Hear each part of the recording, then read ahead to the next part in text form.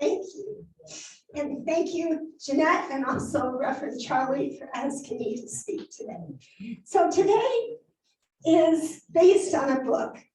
It's called The 12 Rules for Life.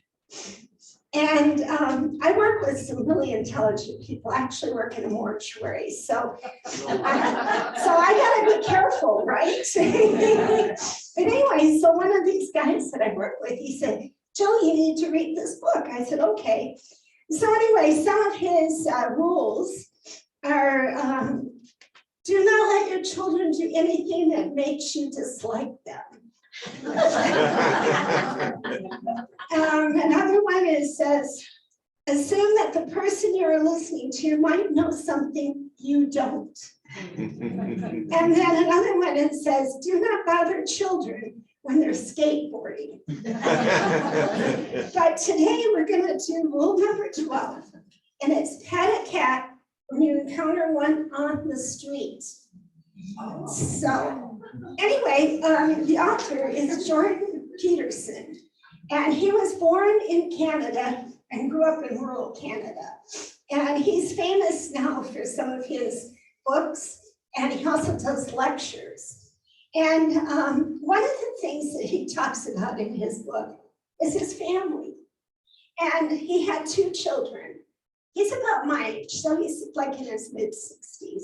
But he had 2 children, a girl and a boy. Well, his daughter, Michaela, when she was growing up, he loved to pick her up and put her over his head and let her down. Well, he did that one day and she started to cry so bad. And he said, well, what's wrong? You know, I'm just trying to have fun. I'm not trying to make you cry. Well, come to find out, she had a rare disease. It was an immune disorder, and she had arthritis. And her one foot actually went even lame for a while. And she had to have crutches. She grew up like that as a child. She was in pain all the time. And what he decided was, there really isn't what you do or how you do it. It's important to be nice to yourself and nice to others. I have 2 children too, actually Mike and I both. And our daughter, Debbie, actually grew up with an immune disorder. And I thought she had cancer, and the doctor comes and said, oh, I think she's got leukemia. I said, well, thanks a lot, you know. What kind of bedside rules are those, or manners? And anyway, she got better, and it flares up once in a while. Well, then our son, Daniel, has been in pain for 3 years. And he had knee surgery and got all healed up. And we've finally been going to a doctor in Flagstaff. And come to find out, he has like a bone spur in his back. And so, but it took us how many years to go to the doctor and finally find out what it was. Am I getting feedback? Okay. Anyway, and so he's going to go now and have a procedure and hopefully not be in pain. But the reason is what you do for yourselves. How many have a cat? Used to. All right, keep your hands up. How many have a dog? And when those animals are just unconditional love, unconditional love. I have a little poem here about a dog's love. Unconditional love. They don't care what car you drive. They don't care who you know. They don't care what you wear. They don't care where you live. They only care that you're there. Isn't that sweet? But how does that make you feel when you have animals? Makes you feel good, doesn't it? So his rule is pet a cat. He said, notice little bits of everyday goodness that make existence tolerable, even justifiable. Watch a girl splash in a puddle. Enjoy a good cup of coffee. pet a cat. You know, I was going to work one day. We used to live in Phoenix, and so I drove every day. It was amazing. I drove on that freeway for 35 years, and I got rear-ended the last year we moved. So I think I was kind of playing the lottery, right? Anyway, so I'm driving to work, and I saw this little boy with this big stick in his hand, and he's just batting on the sidewalk. And I'm thinking, only boys would do that, you know? A girl wouldn't even touch a dirty stick, right? But I don't know what he was mad at or thinking about, but anyway, he was just hitting the ground. So how many have been to the grocery store lately? What do you think of those prices? So, yeah, they're high. And so I was shopping yesterday and they had Campbell soup on sale. So 99 cents a can. So anyway, so I'm going grocery shopping and looking at all the prices and you know, I don't faint anymore. And they actually had a sale on onions. They were only $1 a pound instead of $2. But so anyway, so I'm doing this and I'm really proud of how much money I saved. So I'm checking out and I see at the corner of my eyes this little package of maple pecans. And I'm going, Jill, you don't need those. And I said, they look really good and I'm really hungry. And then I looked at the price tag. It was $1.99. And I thought, Jill, you saved all this money and ran around and got that soup for 99 cents a can. You're gonna go buy these pecans, you know? But I did. And on my way home, oh my God, they were so good. Even for $2. But what I was thinking about when I was driving home is you did something nice for yourself, you know, and they were good. I don't know if they were $2 worth good, but they were good. But anyway, and how many have grandchildren? They're pretty cool and special too, aren't they? I don't know, I married our daughter last November. And she says she's still practicing. I said, well, you better hurry up. I want some grandchildren, man. But anyway, and you know, when they're a small child, they're so full of it. And they haven't been beaten down, you know, by life itself. They're just full of joy and love. And then I guess we teach them things. I don't know what we do, but then they grow up and they, you know, they get along, but they're so cool. Little kids are so cool. So I want to read from Galatians today. You know, we were talking at work about this book, and you know, if they made a movie out of it, it would have to be rated R. I mean, there's some really interesting stories in here. So I'm going to read from Galatians chapter 5. It's called the fruit of spirit. By contrast, the fruit of spirit is love, joy, peace, patience, kindness, generosity, faithfulness, gentleness, and self-control. There is no law against these things.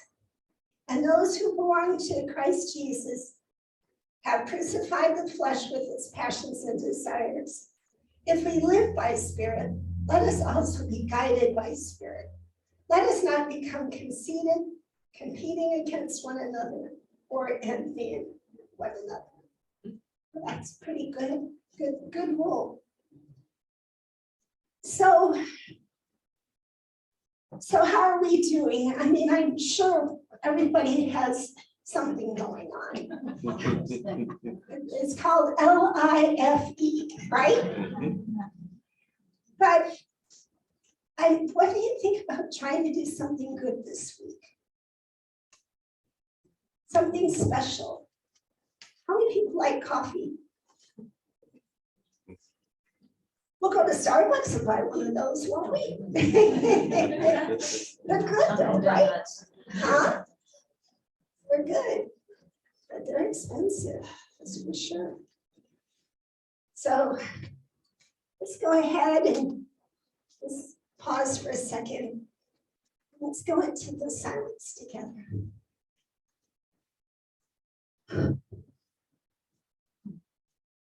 Dear God, thank you so much for bringing us all together today. We are so thankful for unity, for new thought. We're so thankful that we're able to get back to the basics and live a spiritual life.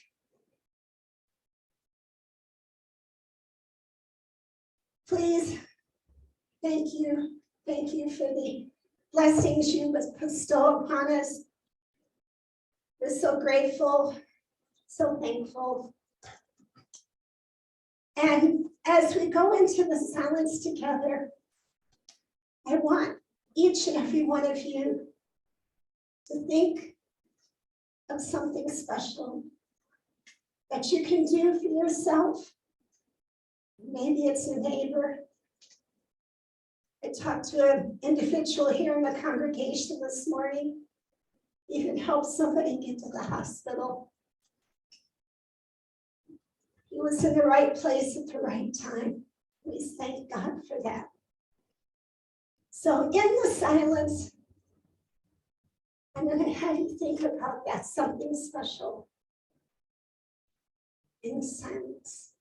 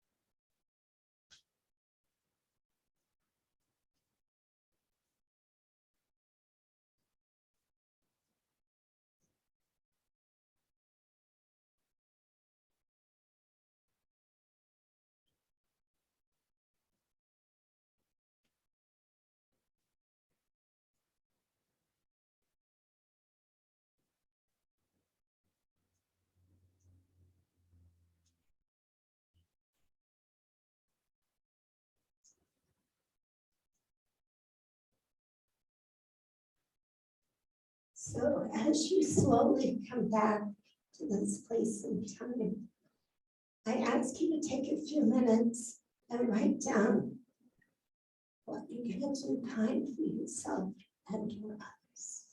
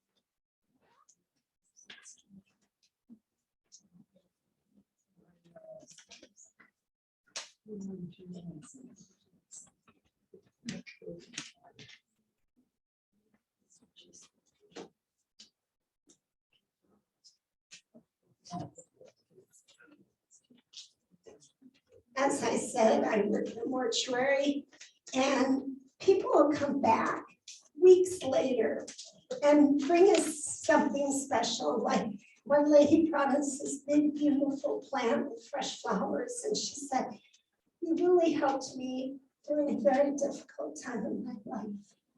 And then we did a service for this gal that owns a flower shop and a salad shop.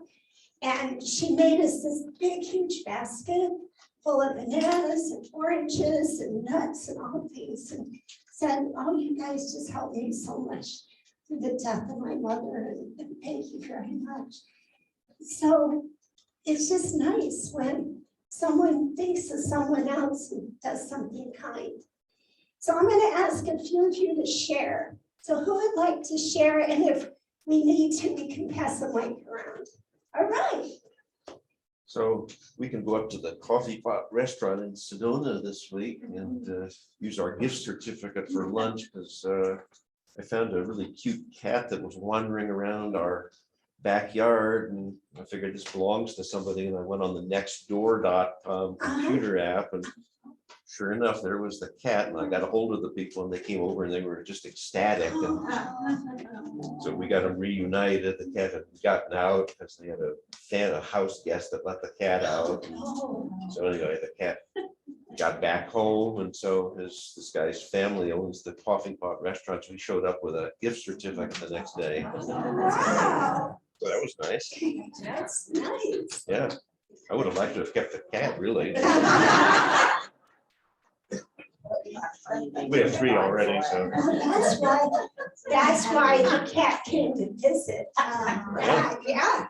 When we lived in Phoenix, we lived west of a dairy. I guess it's all changed. I'm glad I'm not down there anymore. But I swear there was a chalkboard over at that dairy that had an arrow that pointed to our house and said, "The good food's over there." And, you know, and I love animals. And so I started feeding all these cats. Mhm. And then, you know what happened? More game. They all came in and they had babies. They had babies. Oh my God, they were worse than my billy goats, you know?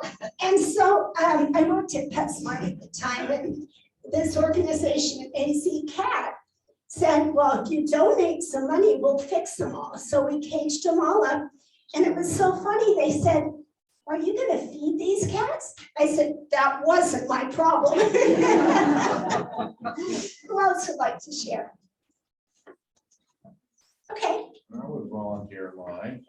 When I first walked in and was handed this, I wrote down immediately, be kind to myself and to others. And then when we had our little meditation a little while ago, I thought, you know, this is my honey here, my special lady. And we've entered into a committed relationship on Facebook, and let no man put that asunder. Anyway, she's going to Sweden at the end of this month, and I work the 21st, and I'm going to be going to Hawaii. So this is kind of like our last little time together before she parts for 2 months. But in the middle of the 2 months, we're going to see each other on the Unity Spiritual Holy Land tour to Israel. And you can fly into Stockholm, and I'll fly here with these two characters here, her sister and Sally here, and we're going to do that. Anyway, so getting back to the heart of the matter here, so I'm going to make it a special point with tender significance to tell my special lady here that I love her. And I'm here to support you throughout our time of separation. Anyway, it's great to be here. Thank you very much. Well, I got in trouble because I walked over there, so I have to stay here. So who else? Oh, come on. Oh, yes. Yes, I decided that I'm going to hunt down a person that I am no longer friends with. And I'm going to apologize to him for whatever I did to end our friendship. And ask if he will forgive me. Wow. Sure, right. That's special. And you know, that's so true, because sometimes you don't mean to make anybody mad, but sometimes you say something and they took it wrong, I guess. Well, congratulations. Who else? Oh, Jeanette. I'm going to do something for myself. I'm going to take more time in silence. Good for you. I'll call you up next week and ask you how you do it. Okay. Who else? Yes. I like to help somebody who needs help physically and financially. So I helped a guy who had to clean out a garage, loaded it into the truck, took all this heavy stuff. He didn't have any money, so he paid the $50 to take it to the dumpster for him. And he was real grateful and real happy. I also gave him some material because he works with the autistic kids. So I gave him some curriculum things that could use to help. So I'm so grateful for that. Thank you for sharing. Who else?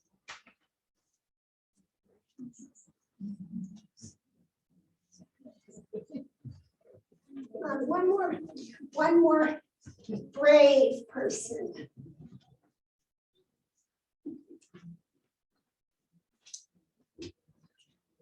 Okay. Well, I was supposed to go on a road trip on Wednesday because a friend of mine, I was like, well, is there anything you want to go do, but you don't want to do it by yourself, you know, you're a wing person. He's like, I really want to go see Santana. So we got tickets and we've been all excited to go on Wednesday. This morning he called, he's like, well, that's some bad news. He just tested for COVID. So he doesn't have any, you know, medications or anything to help him feel better. So I'm gonna dash over there and just, you know, leave some things at the door and help him with the body aches, because he's very disappointed that we're not going to be going on our concert trip, but yes, the least I can do. Bring over the Tylenol. Bless you. Bless you. Yeah, COVID, as much as we don't want to admit it, has changed things. I was telling Jeanette, I'm over the children at our church, and they left with COVID and they haven't come back yet. So I think what I'm gonna do is put up some information on our website. We've got to change to the new platform with Unity, so I think that'll help, but it's fun. I like it. I get to play with Play-Doh again. Anybody else? Rev Jill, Yes. because I'm new at the soundboard, and I thank you for all your patience and love and care. And know that the prayers are there for me to learn this. At the same time, I want to thank a member of the congregant for having bought me a women's retreat ticket. So I could go, do you mind if I say who you are? Linda bought me a women's retreat ticket, so I can go. Yeah, and make sure I can get around, because I've had 5 hip replacements and I have a struggle getting around in a lot of locations and so on and so forth. So thank you, Linda, so much. You're a blessing.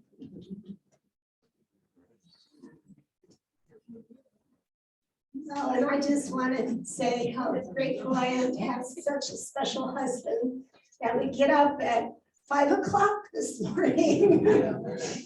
Drive all the way here. So thank you, Mike.